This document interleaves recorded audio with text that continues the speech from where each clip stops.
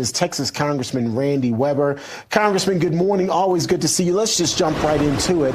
Earlier this morning, while meeting with Egypt's President Trump, saying that this deal isn't necessarily final. He also said that he reserves the right to back out of it if he doesn't feel that Iran is actually holding up its end of the bargain. As a layman, that says to me, there's not really a deal. There's just this memorandum of understanding, not much more. How do you see all of this? And can you give us more perspective, from maybe a more informed position than most of us have? You obviously have access to more information. Well, thank you, Terrence, and thank you all for what Real America's Voice does every day, getting the word out, especially from a biblical perspective. I love that. So thank you, thank you, thank you. Pardon me. And Bo, you haven't had to endure me any, so welcome aboard. We're glad you're there. I'm excited. Let me put a little bit of a historical perspective. I'm a little bit of a historian. I follow what happens when the president speak. In 1982, President Ronald Reagan, in June 17th, today, said this: agreements on arms control and disarmament can be useful in reinforcing peace, but they're not magic. We should not confuse the signing of agreements with the solving of problems. President Trump gets that. He knows that. You can't trust killers. You can't trust the Iranians. You can't blame our good friends and our Jewish friends in Israel, especially Benjamin Netanyahu, for wanting to do away with Hezbollah in Lebanon. And how is it that the Iranians somehow get to use that as leverage? You can't trust them. Here's a perfect example.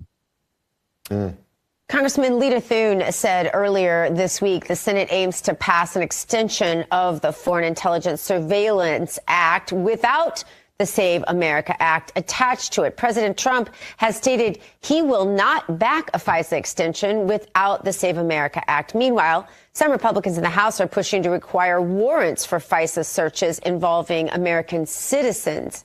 What's your take on that?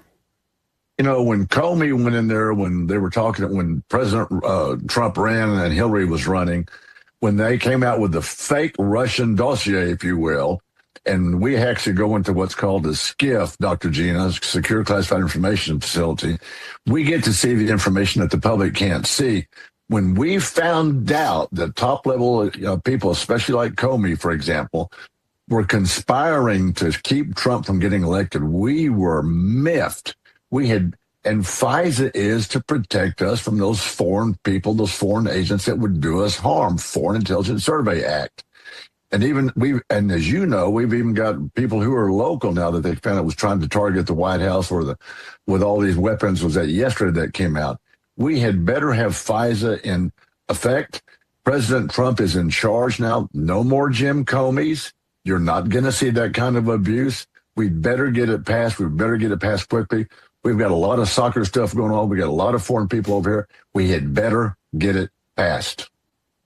Amen to that. Well, Congressman, you're reaching across the aisle. You and Democrat Congressman Dave Menn recently introduced legislation known as the Tax Relief for First Responders Beneficiaries Act to help families of fallen public safety officers receive full benefits. Tell us more about that and why that's so important right now. Well, thanks, Bo, for the question. Here's the truth of the matter. There are 4.5 million public safety officers serving our communities across America. Every year, the average public safety officer, can you listen to this, answers more than 1,500 calls for help. They respond to car accidents. They respond to house fires. They respond to medical emergencies, natural disasters, and some of the worst moments in people's lives. Most Americans will never, ever know what it's like to leave for work, not knowing whether they're going to come home that night. Their families don't know that. They need this kind of support. We should be in favor of supporting. And look, those people who aren't in favor of our great law enforcement, why is that? Why do they complain about illegal aliens getting deported who aren't even supposed to be here? I don't understand those people. Absolutely. Yeah. Congressman Randy Weber, we thank you again for joining us today. It's always great to have you. Yeah. Well, thank you. We appreciate y'all again. And Bo, welcome on aboard.